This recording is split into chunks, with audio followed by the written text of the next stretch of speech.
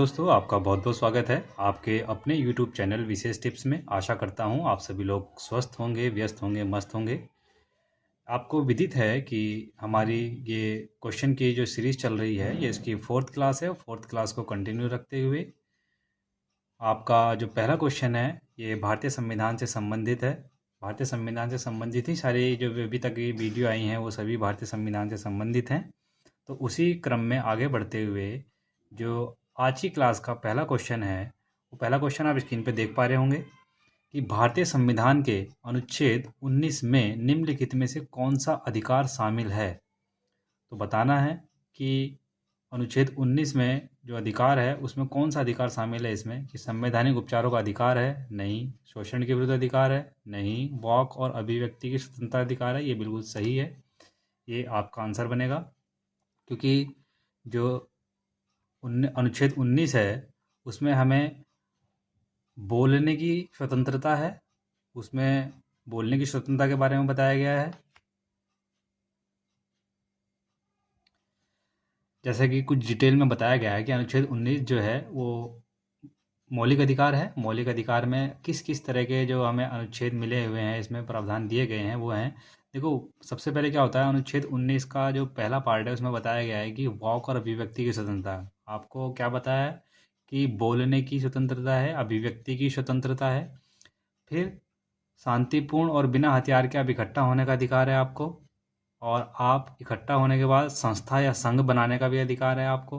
भारत के पूरे क्षेत्र में घूमने का अधिकार है। भारत के राज्य क्षेत्र के किसी भी भाग में निवास करने और बसने का अधिकार है। किसी भी पेशे का अभ्यास करने या कोई व्यवसाय, धंधा या व्यापार करने का अधिकार। आसान सी शब्दों में समझ लो, मैं बताता हूँ कि जो अनुच्छेद 19 है, सबसे पहले क्या होगा कि आपको बोलने का अधिकार मिल जाएगा। जब आप बोलेंगे तो लोग इकट्ठा होंगे, तो वही शांतिपूर्ण इकट्ठा होने का अधिकार हो जाएगा। इकट्ठे होंगे तो फिर आपका मन आएगा कि हम संस्था बनाएं, कोई संघ बनाएं, तो इस तरह से तीसरा संघ बन जाएगा। फिर जब पूरा संघ बन जाएगा तो सबको घूमने का अधिकार मिलेगा, तो वो घूमने का हो जाएगा पूरे भारत में कहीं भी। ठीक। जब आप कहीं घूमने जाओगे तो वहाँ की अगर जलवायु आपको अच्छी लगी तो आप वहाँ बस भी सकते हो, तो बसने का अधिकार मिल जाएगा। किसी भी पेशे का अधिकार है कि आप कोई भी व्यवसाय कर सकते हैं, व्यापार कर सकते हैं भारत में कहीं भी। ये आपको आर्टिकल 19 के द्वारा बताया गया है। ठीक। अब बढ़ते हैं अगले क्वेश्चन की तरफ। अगला क्वेश्चन है, भारतीय संविधान में मौलिक अधिकारों को कहाँ से लिया गया है। तो कहाँ से लिया गया है, जो मौलिक अधिकार हैं वो आपके अमेरिका के संविधान से लिए गए हैं। ठीक। रूस के संविधान से जो लिया गया है वो मौलिक कर्तव्य हैं। अच्छा, किस देश से क्या क्या लिया गया है, जैसे कनाडा से। कनाडा से क्या लिया गया है, एक मजबूत केंद्र के साथ संघ लिया गया है।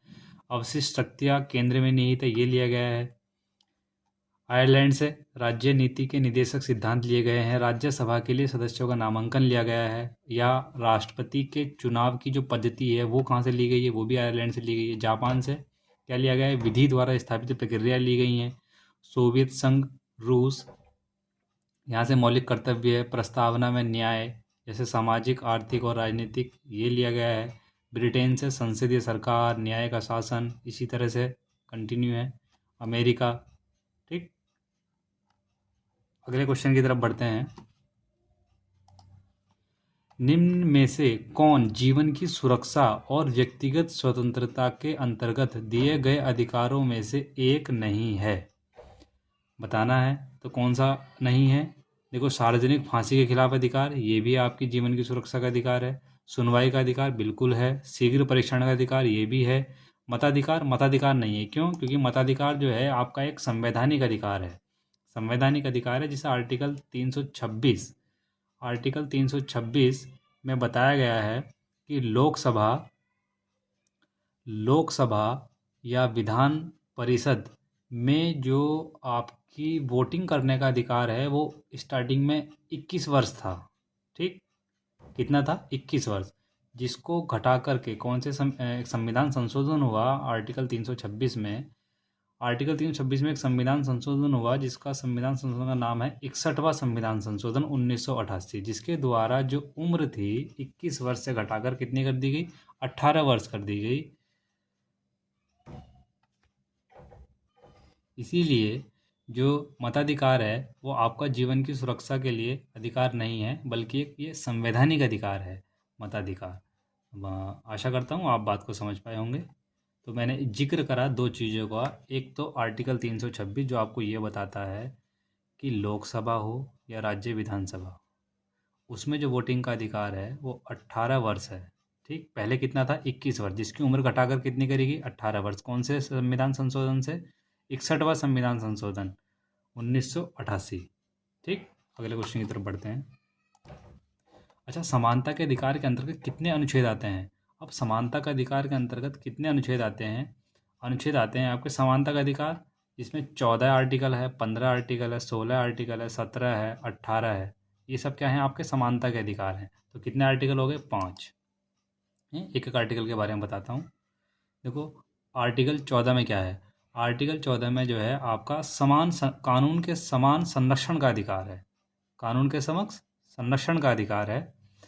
और आर्टिकल 15 में क्या है कि राज्य जो है केवल धर्म, वंश, जाति, लिंग, जन्म स्थान या उनमें से किसी एक आधार पर किसी भी नागरिक के साथ भेदभाव नहीं करेगा। ठीक, मतलब कि आपके साथ भेदभाव नहीं होगा धर्म को लेकर के, वंश को लेकर के, जाति को लेकर के। ठीक, आप किसी भी धर्म को मान सकते हैं। अनुच्छेद 16 में जो है नागरिकों को अवसर की समानता मिली है यहाँ पे। और 17 में क्या है, अस्पृश्यता का उन्मूलन है। 18 में सैन्य और शैक्षणिक को छोड़कर सभी उपाधियों का उन्मूलन किया गया है। अगले क्वेश्चन की तरफ चलते हैं। कौन सा अनुच्छेद स्वतंत्रता के अधिकार को सुनिश्चित करता है? अब स्वतंत्रता के अधिकार को सुनिश्चित करता है अनुच्छेद 11 नहीं, ये तो भाई आपका नागरिकता से संबंधित प्रावधान है, तो ये तो नहीं होगा। 21 जीवन जीने का अधिकार है। 19 स्वतंत्रता का अधिकार है। 15 धर्म के प्रति स्वतंत्रता का अधिकार है। तो पूछा क्या है हमने, स्वतंत्रता के अधिकार को सुनिश्चित करता है, तो स्वतंत्रता का अधिकार आपका आर्टिकल 19 में जाएगा। ये आपका आंसर हो जाएगा 19। बढ़ते हैं अगले क्वेश्चन की तरफ। अच्छा, भारत में मतदान का अधिकार एक है, किस तरह का अधिकार है मतदान का अधिकार? मौलिक अधिकार नहीं है, संवैधानिक अधिकार है। बिल्कुल सही बात है, ये आपका संवैधानिक अधिकार हो जाएगा, जैसा मैंने आपको पिछले क्वेश्चन में बताया था। देखो, बताया गया यहाँ भी कि 61वें संविधान संशोधन के द्वारा 1988 में मतदान की जो आयु थी वो 21 वर्ष से घटाकर कितनी वर्ष कर दी गई थी, 18 वर्ष कर दी गई थी, जैसे कि अनुच्छेद 326 के संशोधन के माध्यम से किया गया था, है ना, यही तो बताया मैंने। बढ़ते हैं अगले क्वेश्चन की तरफ। संसद ने किस मौलिक अधिकार के अंतर्गत नागरिकों को सूचना का अधिकार देने वाला कानून बनाया है? अब संसद ने किस मौलिक अधिकार, ऐसा कौन सा मौलिक अधिकार है जिसके अंतर्गत नागरिकों को सूचना का अधिकार देने वाला कानून बनाया? एक सूचना का अधिकार है जिसके थ्रू आप किसी भी सरकारी डिपार्टमेंट से सूचना मांग सकते हैं। तो वही पूछना चाह रहा है ये कि वो कौन से अधिकार के अंतर्गत ये प्रावधान किया गया है। तो विचार और अभिव्यक्ति की स्वतंत्रता का जो अधिकार है आर्टिकल 19, उसी के तहत ये करा गया है। देखो, ये है सूचना का अधिकार अधिनियम 2005, जिसमें अधिनियम सबसे महत्वपूर्ण कृत्यों में से एक है। इसमें क्या बताया गया है कि आप नागरिकों को जो है मीडिया द्वारा भ्रष्टाचार हो या सरकारी कार्यों में प्रगति हो या खर्च संबंधी जानकारी आदि को उजागर करने के लिए इसका व्यापक रूप से उपयोग किया गया है। और सभी संवैधानिक प्राधिकरण, एजेंसियां, स्वामित्व और नियंत्रित वे संगठन भी हैं जिन्हें सरकार द्वारा पर्याप्त रूप से वित्त पोषित किया जाता है, अधिनियम के दायरे में आते हैं। यह अधिनियम केंद्र सरकार या राज्य सरकार के सार्वजनिक प्राधिकरणों को सूचना के लिए नागरिकों के अनुरोध पर समय पर प्रतिक्रिया प्रदान करने के लिए भी बाध्य करता है। मतलब एक समय सीमा होती है जिसके दरमियान आपको, यदि कोई नागरिक सूचना मांगता है किसी डिपार्टमेंट से, तो आपको सूचना देनी होती है। यदि आप उसमें देरी करते हैं तो आप दंड के भागीदार भी रहेंगे। ये सूचना का अधिकार अधिनियम 2005 ऐसा बताता है। बढ़ते हैं अगले क्वेश्चन की तरफ। निम्नलिखित में से कौन सा अधिकार समानता के अधिकार का अनिवार्य अंग है? अब समानता के अधिकार का अनिवार्य अंग है अस्पृश्यता के विरुद्ध अधिकार, ये आर्टिकल 17 में है। अपने धर्म का पालन करने का अधिकार, ये आर्टिकल 15 में है। किसी सभा में भाग लेने का अधिकार, ये 19 में है। जीवन का अधिकार, ये आपका आर्टिकल 21 में है। तो यहाँ पे आपका आंसर क्या बन जाएगा? अस्पृश्यता के विरुद्ध अधिकार, है ना, क्योंकि आर्टिकल 14 से लेकर के 18 के बीच में ही तो समानता के अधिकार आते हैं। तो ये आपका आंसर बन जाएगा। कुछ अतिरिक्त इन्फॉर्मेशन है, आप स्क्रीनशॉट वगैरह ले सकते हैं। बढ़ते हैं अगले क्वेश्चन की तरफ। विदेशी शत्रुओं को छोड़कर निम्नलिखित में से कौन से मौलिक अधिकार भारतीय नागरिकों और विदेशी दोनों के लिए उपलब्ध हैं? चलो, इस क्वेश्चन को करने से पहले मैं आपको एक बता दूं कि कुछ अधिकार ऐसे हैं जो केवल भारतीय नागरिकों को प्राप्त हैं और कुछ ऐसे हैं जो दोनों को प्राप्त हैं। ठीक, तो इस क्वेश्चन को करने के लिए सबसे पहले आपको एक चीज़ें याद होनी चाहिए कि आप एक चीज़ याद कर लो कि केवल भारतीयों को कौन कौन से अधिकार जो हैं दिए गए हैं। तो केवल भारतीयों को जो अधिकार हैं कि वो विदेशियों को नहीं है, ऐसे अधिकार भी तो हैं। तो वो कौन से अधिकार हैं?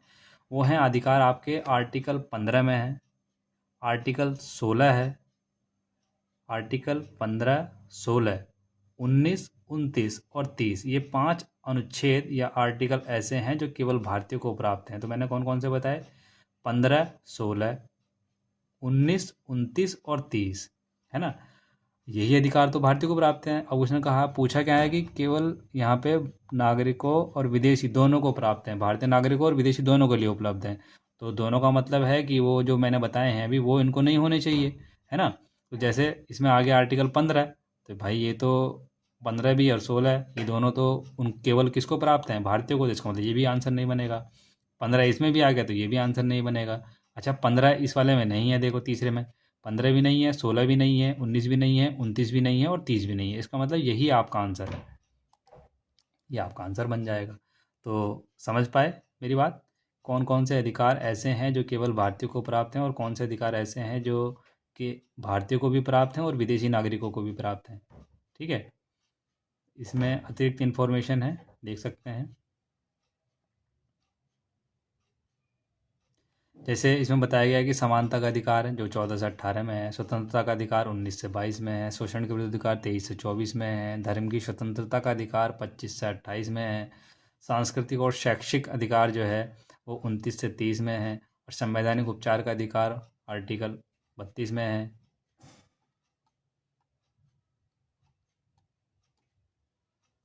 ये आप स्क्रीनशॉट ले सकते हो, पढ़ लेना क्लास। अगली तरफ बढ़ते हैं, अगले क्वेश्चन की तरफ। लास्ट क्वेश्चन है, निम्नलिखित में से कौन सा एक गैर न्यायोचित अधिकार है? गैर न्यायोचित अधिकार से मतलब क्या है? जो अधिकार मौलिक अधिकार से परे हैं या मौलिक अधिकार से अलग हैं वो गैर न्यायोचित अधिकार होते हैं। तो बस इसमें आपको यही ढूंढना है कौन कौन से अधिकार आपके मौलिक अधिकार हैं, तो और जो नहीं है वो इसका आंसर बन जाएगा, है ना। गैर न्यायोचित अधिकार पूछा है ना, तो गैर न्यायोचित अधिकार में आप बताएंगे यहाँ पे देखो, पर्याप्त आजीविका का अधिकार।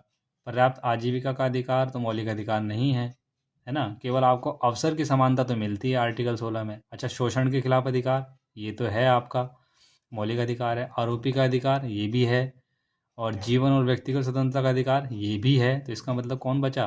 पर्याप्त आजीविका अधिकार वाला, ये आपका आंसर बन जाएगा। ये ही है गैर न्यायोचित अधिकार,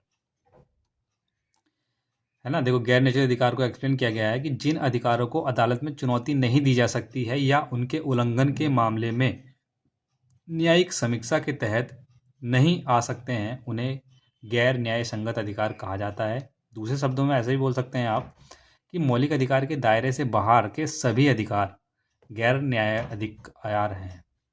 ठीक, शोषण के खिलाफ अधिकार हो गया, आरोपी का अधिकार, ये जीवन के व्यक्तिगत स्वतंत्रता का अधिकार। ये हमारी 10 क्वेश्चन की सीरीज़ थी। आशा करता हूँ आप लोगों को पसंद आई होगी।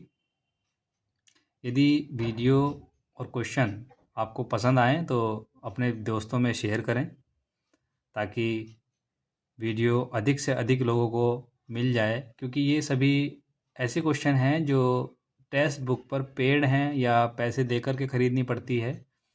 तो ये मैं आप लोगों के लिए फ्री ऑफ कॉस्ट चल रहा है, तो अधिक से अधिक उन बच्चों तक पहुंचाइए जो इसका लाभ उठा पाएँ या जो टेक्स्ट बुक के क्वेश्चन को नहीं ख़रीद सकते हैं। तो अधिक से अधिक लोगों को शेयर करें। वीडियो पसंद आई हो तो लाइक करें, और आशा करता हूँ आप लोग व्यस्त रहेंगे, मस्त रहेंगे और पढ़ाई पर ध्यान देंगे। जय हिंद, जय भारत।